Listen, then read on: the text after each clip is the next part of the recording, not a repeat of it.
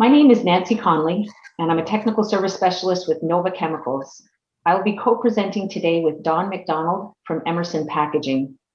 We'd first like to thank you for the opportunity to be speaking today at UnPacked21 about a collaborative approach to advancing the circular economy through pet food packaging. For those of you who are not familiar with Nova Chemicals, we are a growing producer of polyethylene resins with manufacturing facilities in Eastern and Western Canada. We also have research and development and technical facilities in Calgary, Alberta. Our mission statement, which is on this slide, has as part of it a goal to be the leaders in innovation. This, along with a core value of collaboration, are central to who we are at Nova Chemicals, and I think are really well represented in this project we'll be talking about today. Hello, everyone. My name is Dawn McDonald, and I'm very happy to be here with you today, speaking about sustainable packaging and our experience bringing it to market. I've worked on the technical support side of flexible packaging for 26 years, with the last 17 being at Emerson Packaging. Sustainability is a guiding principle at Emerson Packaging. We're the first flexographic printer in North America to adopt ISO 14001 to guide the creation of our environmental management system. We're also the first sustainable green printer in Canada, ensuring not only what we create is sustainable, but the facilities in which it's created are as well. Sustainability can mean many different things. In the context of today's conversation, we'll be focusing on monomaterial or recycle-ready packaging. So to set the stage, we'll begin by talking a little bit about advancing the circular economy. So first of all, there are many definitions for what is a circular economy. And for the plastics industry, the focus is really on collection, recycling, and recovery of plastics, as well as making plastic packaging that is more recyclable. This circular approach varies from a linear economy by realizing that there's value of plastics beyond a single use. So to put this into context, we know that brand owners are making commitments through groups like the Ellen MacArthur Foundation to have an average of 25% post-consumer recycle, or PCR, in their packaging by 2025. This alone is expected to drive the demand for PCR by up to 10 times from the current levels. These industry goals towards a circular economy are bold, and the timelines are very aggressive. We truly believe that the only way we'll reach these goals as an industry is through collaboration, whether through membership in groups like the Pet Sustainability Coalition or through collaboration projects with partners in the value chain like Emerson Packaging. So the focus on sustainability in packaging is nicely summarized on this slide with what we would call the 3 R's. As an industry, I think we've all been focused on source reduction. Finding ways to make better functioning packaging with less material has always been something we've strived for. Designing packaging with recyclability in mind is a shift in our way of thinking that is taking place and something we'll be focusing on today. Of course, incorporation of recycle it back into film structures is the last step that's really needed to get to that circular economy and to close the loop. So making recyclable packaging is a first step, but we need to be able to show that we can recycle the package and put it into another use. So now let's focus on how this can be applied for pet food packaging. For several years, we've been helping our customers and their customers meet their sustainability goals by moving from multi-material packaging to all polyethylene-based recyclable solutions. This slide shows some examples of the types of packaging that we've designed with recyclability in mind. For all of these examples, the package has been designed to meet all key performance criteria, but with an additional attribute or feature in that they are compatible with a number 2 high-density recycle stream. These prototype packages were produced at our Center for Performance Applications in Calgary, Alberta, where we have all the equipment necessary to do this type of testing, from multi-layer film extrusion lines to lamination lines to form, fill, and seal pouch making machines. We've made this investment in converting equipment to be able to do this prototype work and save our customers from using valuable commercial line time. While Nova started the work on these all polyethylene recyclable structures, it was only through a collaborative approach with Emerson Packaging that this development was able to move from a concept to a fully commercial package. I'm going to now turn things over to Dawn to talk a little bit more about this project from the Emerson perspective. The objectives of this collaboration were to produce an aesthetically pleasing package that is fully functional, runs well on both pouch and packing lines. Using Nova Chemicals' expertise and Emerson Packaging's in-house extrusion capabilities, we began working on a customized polyethylene laminate structure. We started development in 2016 on a bottom gusset stand-up pouch, similar in size to a typical pet food treat pouch. A traditional structure is constructed from a polyester laminated to a polyethylene. The outside surface has a high melting point. However, the inside layer is polyethylene, which has a low melting point. While this processes very well on pouch lines, the different melting temperatures makes it difficult to recycle. Through our early trials, we found the biggest challenge was running polyethylene on pouch lines that predominantly were used for polyester polyethylene laminates. Modifications, operator skill, and a lot of patience were needed to make the first successful pouches. We were successful in producing a structure that is comparable to the traditional polyester polyethylene film in aesthetics, function, and line performance. Our first commercial recycle-ready pouches were produced in 2018, available in gloss, satin, matte, and registered matte finish.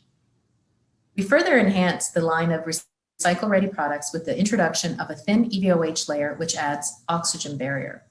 This helps maintain a long shelf life for products like dog treats. This structure does not hinder printing capabilities, and we are still able to deliver very high quality print. In 2020, we submitted the Dark Cherries package pictured here into the Sustainability Excellence Awards, and we're delighted to receive an honorable mention from the Flexographic Technical Association.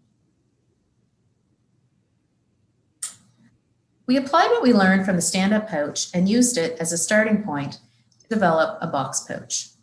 This was challenging due to the higher product weight and more complicated package construction. As with the stand-up pouch, we had to make film modifications and adapt equipment and running conditions in order to achieve a high level of processability. It was incredibly important during the development to ensure the package could withhold through drop tests. We were always mindful that the consumer experience is imperative to a brand's success.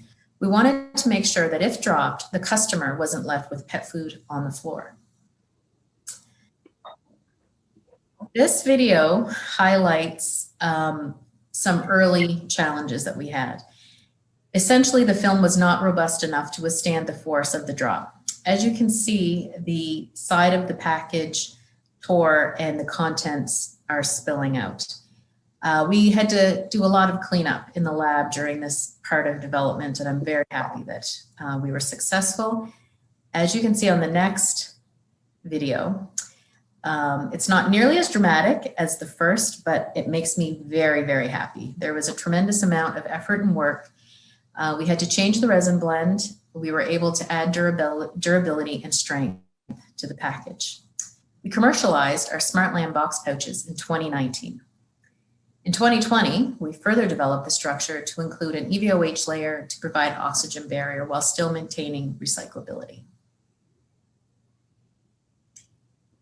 The prior work we had done with Nova Chemicals allowed us to explore commercial opportunities. In 2019, we started speaking with Stella & Chewy's, a pet food manufacturer of a wide variety of products. Stella & Chewy's were looking to develop a line of recycle-ready packaging for both pouches and box pouches, a key element in the brand's sustainability goals. Working closely with Stella & Chewy's technical and marketing teams, we were able to refine film structure, dye lines, and features while considering various other aspects, such as hermetic properties and shelf life testing. We successfully went commercial in the fall of 2020, and Stella & Chewy's were delighted with the results from this testimonial.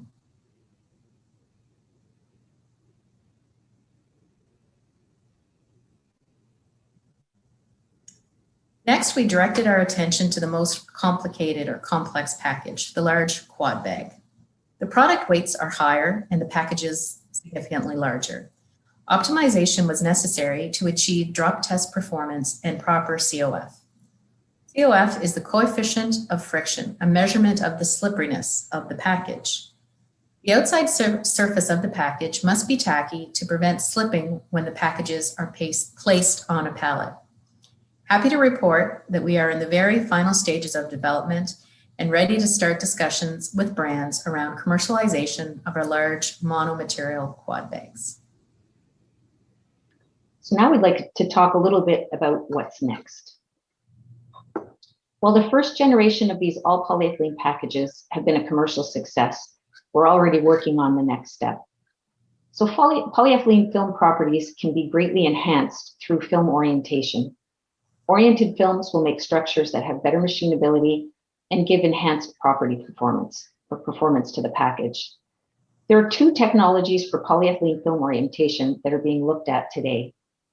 Biaxial orientation, which stretches the polyethylene film in two directions, can be performed on large tenter frame type lines like the one shown here. These lines are used to produce biaxially oriented polyethylene films, or BOPE.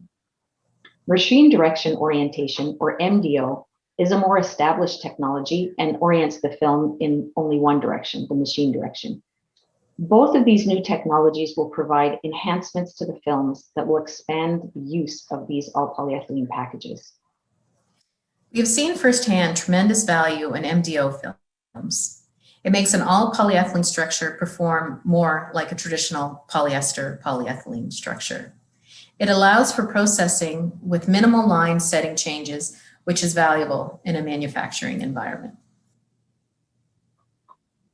So as we stated earlier, to truly get to a circular economy, we need not only to develop recyclable structures, but to work to incorporate post-consumer recycle back into new packaging.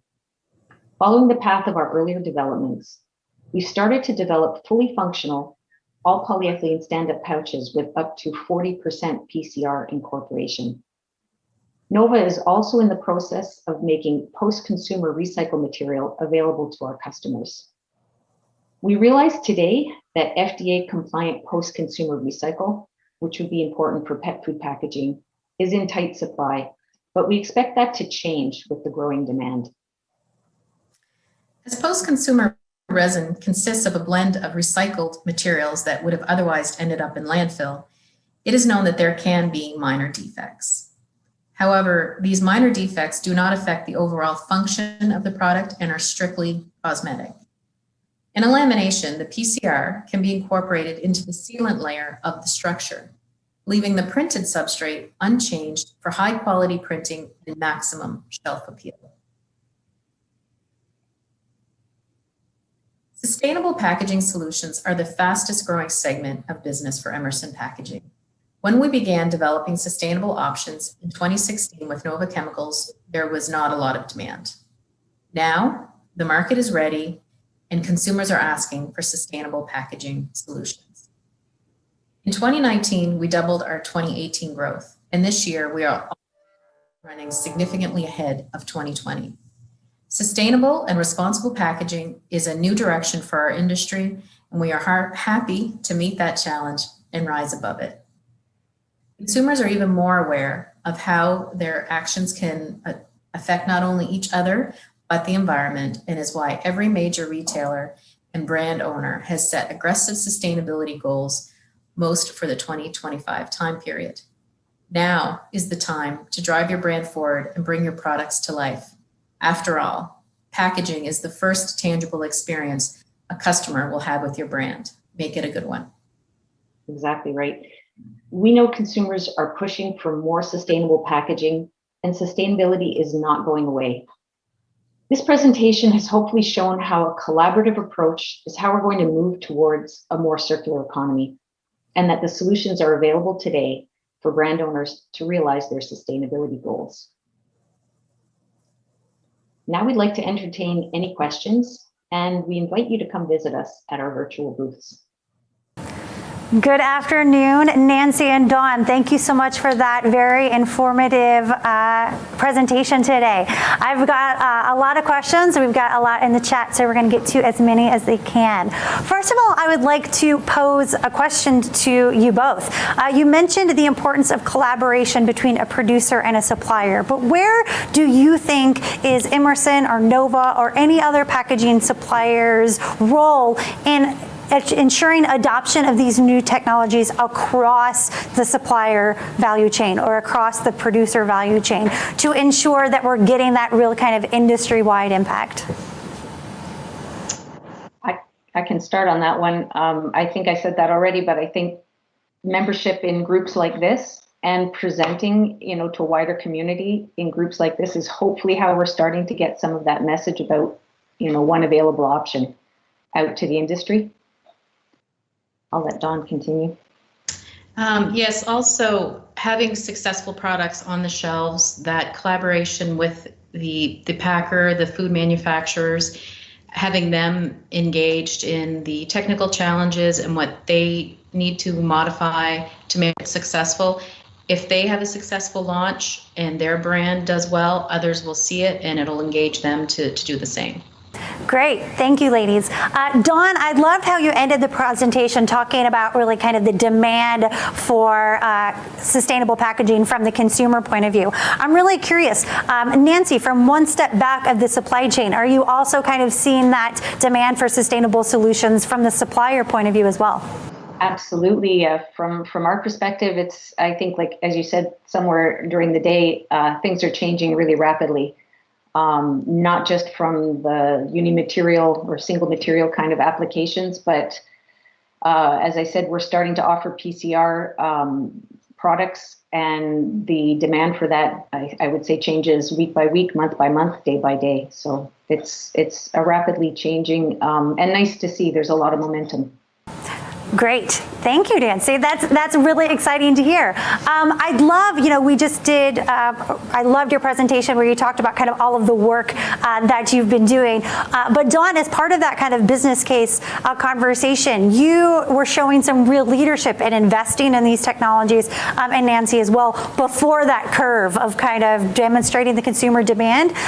Were you part of the process, or can you speak to how maybe making that case to leadership to be investing in these technologies maybe before you saw the demand but saw it coming, or how did that process work for you? I'm very fortunate to work for a company that has been really leading the charge with sustainability and the approach to sustainability. Back in the late 90s, we were working on ISO 14001, the environmental standard that was well advanced, well ahead of all our competitors and the people in our industry. We started work on sustainable packaging a long time ago, before our customers were actually interested in it, but it was because there was that feeling and belief that as packaging manufacturers, the products we're making, unfortunately, are high likelihood going to go to landfill. So we have to be as responsible and provide as many sustainable options to our customers as possible. And the senior management team of Emerson Packaging has recognized that well over 20 years ago, and we've been on this path of sustainability for a long time. In 2016, when we would bring up the recycle-ready packaging, the monomaterial packaging, we weren't really getting a lot of interest from our customers and potential customers. But over the last couple of years, it's changed so that they're pursuing and seeking us and asking for that in their packaging solutions. So the trend has changed significantly, and we're very excited that we can offer sustainable packaging that is better for the environment.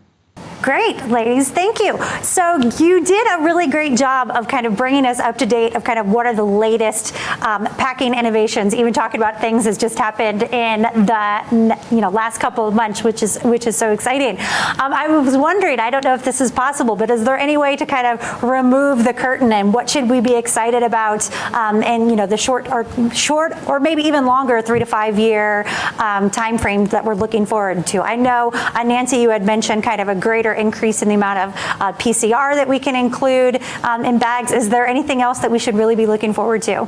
Dawn, I think I'll let you talk about some of the new things you guys have coming. Okay, great. We see definitely Recycle Ready is going to continue to have a strong market share, and that's because we're able to produce a package that without compromises, so it may as well be recyclable. Incorporating post-consumer recycled content into that is just fantastic. You're supporting the recycle stream. We're also seeing cases where we can start incorporating other materials like starches into the polyethylene blends.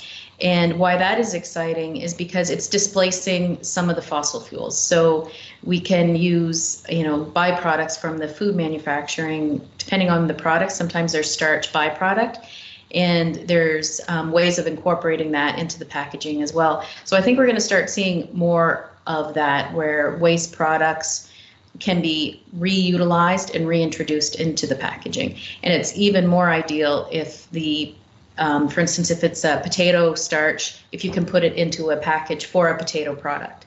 So there's a lot of innovation in that side of it as well. And it's helpful in that it down gauges the amount of fossil fuels that you can use, but you still maintain the overall aesthetics and function of the package. Great. Thank you for that, Dawn. And, as I mentioned before, one of the innovations that we're so excited to be part of here at the Pet Sustainability Coalition is that Towards Circularity process and pilot, which would not have been possible without the support and sponsorship of Nova Chemical. So thank you again to Nancy and your team. But I also want to make sure to shoot it over to Caitlin. And what questions do we have from the audience? Yeah, thanks, Melissa. And some of the questions we have coming in are around cost and also the supply and demand. I know, like we've talked about throughout the event, there is a R&D process that is costly. And so sometimes we do see kind of in early adoption of these new technologies that there is an increase in cost. So just wondering, is that still true? So do we still see an increased cost for a mono resin material? And if so, how long is it going to take for supply and demand to kind of balance each other out so that it may be at a lower cost as more and more companies start to adopt this? I can take that one, Nancy. So we work hard to try and make it not more expensive or cost neutral. Unfortunately, sometimes that's just not possible. Part of the reason is that the polyethylene version doesn't necessarily run as fast as the polyester version. So due to throughputs and things of that nature, the price can be impacted. Depending on the specifications of the package, for instance, if you do need EVOH, that will be a slightly higher price point, but it's not significantly higher. It's palatable. It's not a deterrent at this point. But it can be slightly higher. All right, thanks for adding that additional detail. Also, just another kind of mechanics question around packaging design. Is there a variety of closures that are allowed with this mono material? So can you have handles and closures as well on the bags? Yes, absolutely. Yes. We've been working with closure suppliers to manufacture closures that have a lower seal initiation temperature that suits them better for an all polyethylene package. There are more coming online than when we first began.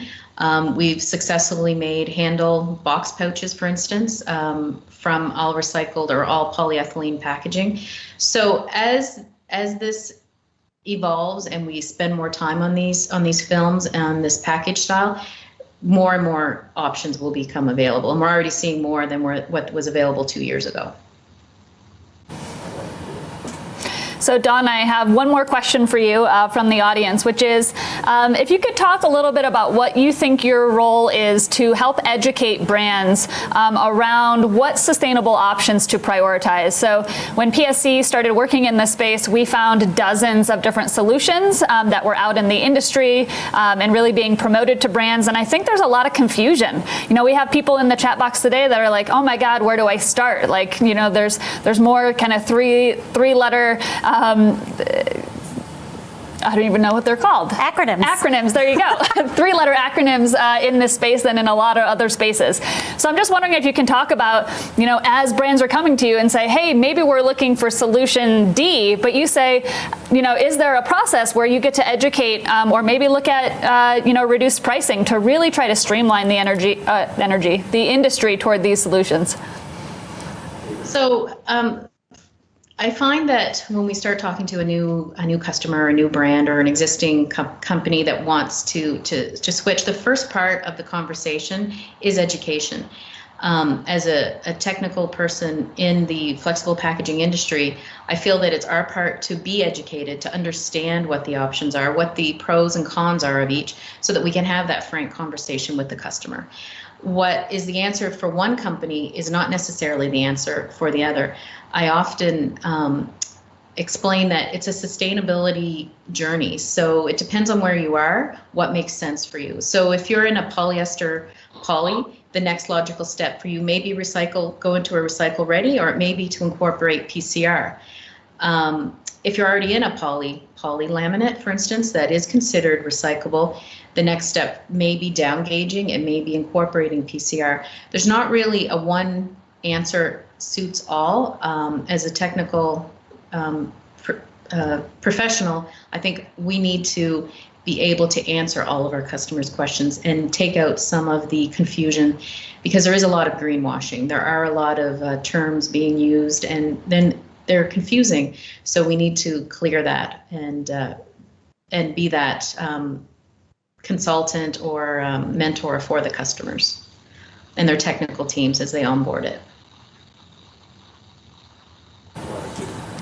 All right, well, I think that wraps up everything we have coming in from the audience today. I will just say I really enjoyed watching those drop tests and watching as the technology advanced from these small pouches to full-size bags, I think. And we know that the bigger the bags get, the less packaging overall you need for larger volumes, and there's a real sustainability win there. So I'm so happy to see that we're continuing to innovate and make sure that we can get these large-size packages in a mono material, and really just commend both of you on all of your efforts to lead in this space. So thank you so much for your time today.